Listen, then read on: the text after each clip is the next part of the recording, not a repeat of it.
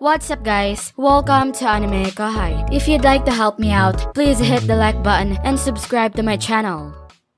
I could tell Geld meant it by the thrill in his voice and the look in his eyes, even though he was typically a quiet guy. I gave a nod in return and we raised our glasses to a toast. After hearing Geld's grievances for a bit, I moved on to something else.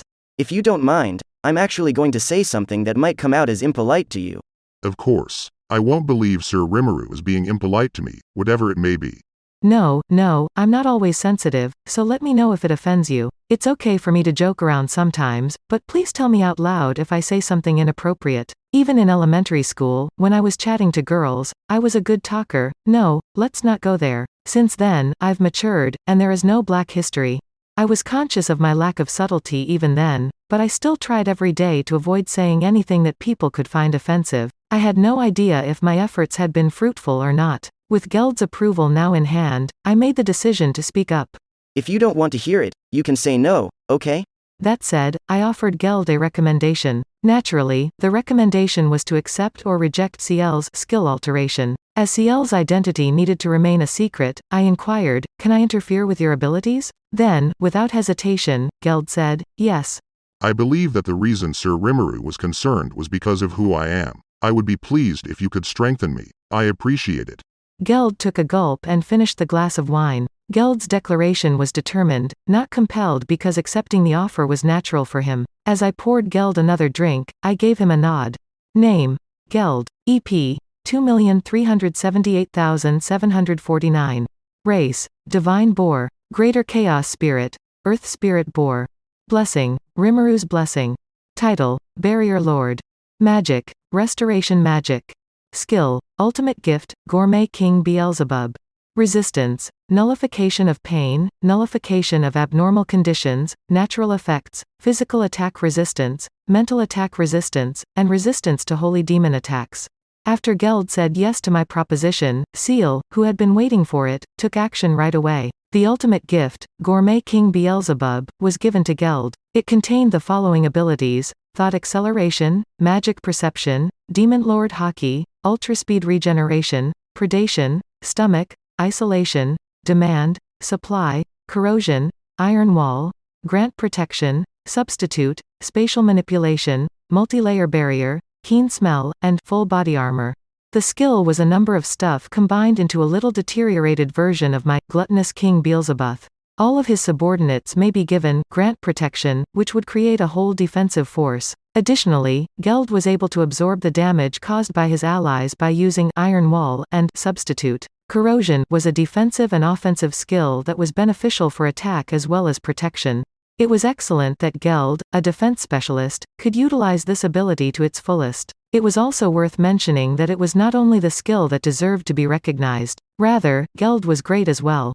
The armor that Geld wore had reached mythical grade, matching the quality of Geld's own flesh and blood. It resembled demon clothing, and Geld could make it appear whenever he wanted. The same applied to his meat crusher weapon. Even in the event that it was destroyed, a replacement would be made right away. The weapon was claimed to retain a memory of its previous condition after being mended by Karabe. It seemed like a cheat, to be honest. In any case, taking in the armor had boosted Geld's existence value, and his foundation was more than adequate. Furthermore, with the inclusion of Gourmet King Beelzebub, Geld's influence surpassed even that of Soe and Gabble.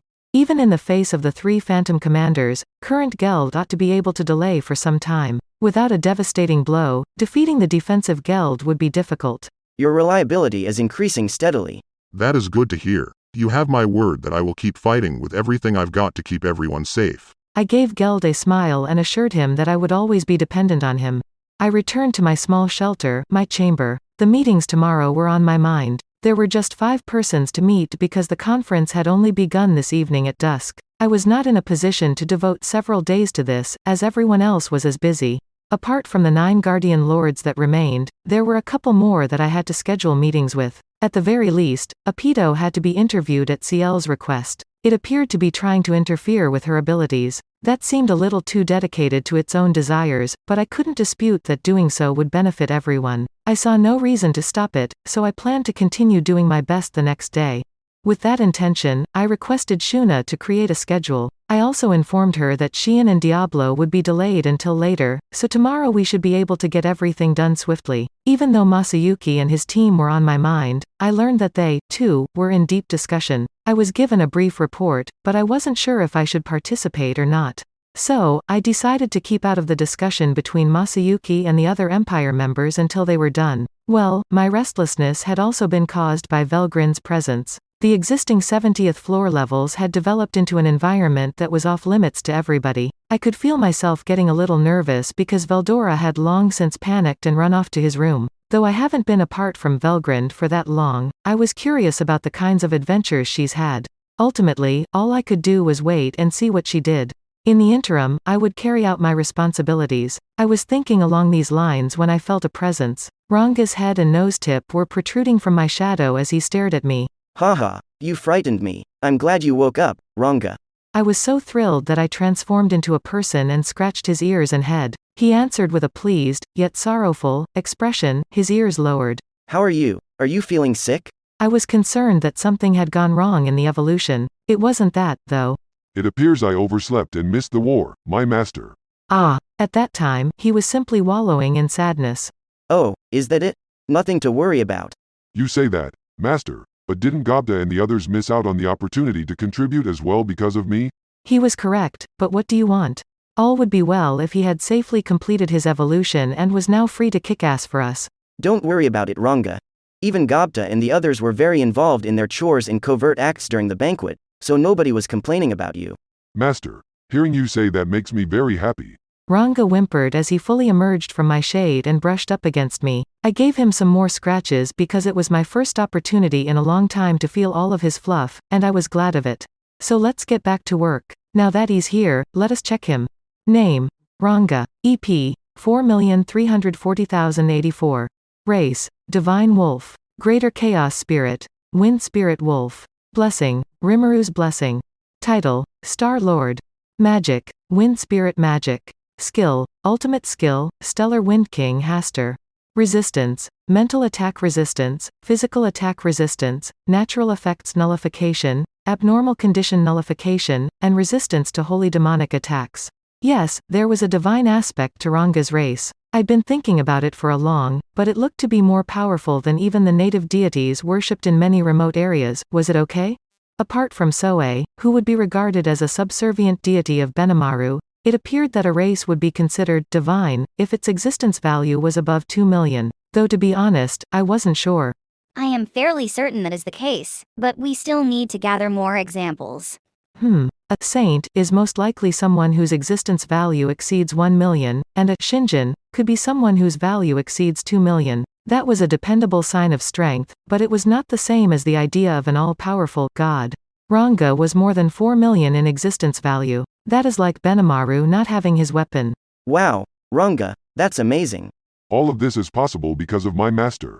Ranga said that all of this was a result of being surrounded by my demon energy and living in my shadow. Maybe his evolution has gone so easily because he's been sucking magicules and hiding under my shadow for so long. Additionally, he unexpectedly acquired a powerful ability. The ultimate skill was Stellar Wind King Haster, however it appears that Ranga, not Veldora, was the one who obtained it. This was undoubtedly.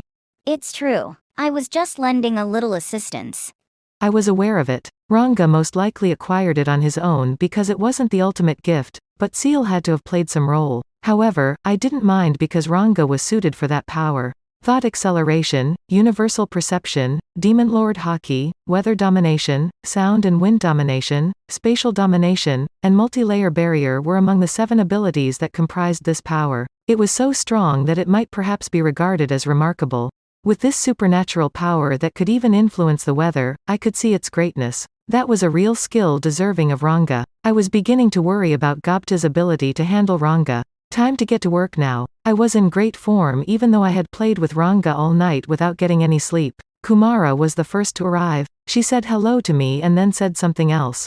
I've heard Sir Ranga brag about how Sir Rimuru can change our skills. If you could also provide me with new abilities, that would be wonderful. In a charming little girl's clothing, Kumara made her plea. Ranga appears to have overstated the assistance he received, even though he learned his skills on his own. I think he should have been proud of himself, but for some reason, Ranga made a big deal out of me helping him. I nodded vaguely because, to be exact, it wasn't me but Seal, but that was a secret. So, what should I do now? Let us proceed. I was expecting you to say that. Though Seal had no intention of feeling sorry for herself, I was concerned that I would leave the rest to her. But because we have enemies, I suppose we should take all the preventative precautions at our disposal. That's okay. I'll see what I can do, but ultimately it's up to you. Things that can't be done can't be helped, not even for Seal. Should Kumara lack the necessary aptitude, she would not be eligible to receive a gift. I left everything to Seal after getting her approval. Name: Kumara. EP: 1,899,944. Race: Nine Tails. Greater Chaos Spirit. Earth Spirit Beast. Blessing: Rimuru Blessing. Title: Chimera Lord. Magic: Earth Spirit Magic. Skill: Ultimate Gift, Beast King Bahamut. Intrinsic Skill: Beast Domination, Beast Unification. Resistance: Physical Attack Nullification, Abnormal Condition Nullification, Natural Effects Resistance, Mental Attack Resistance, Holy Demonic Attack Resistance. Although it took some time, it appeared to be effective. The 6 powers that came with Kumara's ultimate gift, Beast King Bahamut, were Thought Acceleration, Universal Perception, Demon Lord Haki, Gravity Domination, Spatial Domination, and Multi-Layer Barrier. She was even able to disrupt planets as if she could control a large region's gravity. Regarding Kumara, her race had also evolved from 9-head to 9-tail. Although switching from heads to tails would have seemed like a weakness, it wasn't. Now she was reduced to a single head from her former 8 magical beasts. Put differently, Kumara could attain complete control over them through her own consciousness. Similar to the previous situation, 8 of Kumara's 9 tails contained the will of the magical beasts. As such, as subordinates, it was possible to give them free will. If that is the case, Kumara would be separated from 8 magical beasts, each having an existence value of roughly 200,000. Nevertheless, Kumara's existence value would still be more than 1,000,000. This was a fact, not an error in judgment. Her subordinate's existence value would be a multiple of the separated value, indicating a significant increase in their strength. It seemed conceivable that she would evolve soon, even if she was not a divine race and had an existence value of almost 2,000,000 without the need for armor. That's it for this video, guys. Thank you for always watching my videos and supporting my channel. A big thanks to the AnimeKouhai patrons who made this video possible. Arijit Das, Curtis Loban, Judah Herrera, Steven Madison, Homelike Drop, Vasto Lord, Martin Ramos, Marl Barsha, Aditya Vyas, Hansel Ortega, Efrain Hernandez, Luca Gaming WTF, William Locke. Thank you so much for helping out. I'll see you guys in the next video.